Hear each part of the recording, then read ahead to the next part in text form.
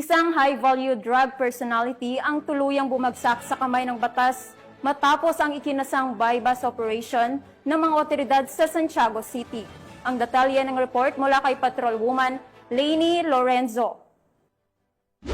Isang matagumpay na entrapment operation ang isinagawa ng pinagsanib na puwersa ng PIDEA Region 2 Quirino Provincial Office, katuwang ang Santiago City Police Station 4 at SCPO-CIU dakong alas 3:50 ng hapon noong ika-30 ng Hunyo taong kasalukuyan sa Purok 4, Barangay Nagkasikan, lungsod ng Santiago na nagresulta sa pagkakaaresto ng isang high-value target na sangkot sa iligal na aktibidad ng droga.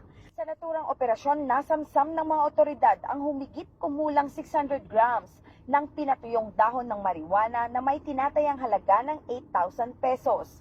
Bukod dito, nakumpiska rin ang isang itim na Tecno 30 cellphone at marked money o perang ginamit sa bypass operation. Kinilala ang naarestong suspect sa alias na Aldo, residente ng Barangay San Andres, lungsod ng Santiago, Isabela. Siya ay sasampahan ng kasong paglabag sa Republic Act 9165 o ang Comprehensive Dangerous Drug Act of 2002.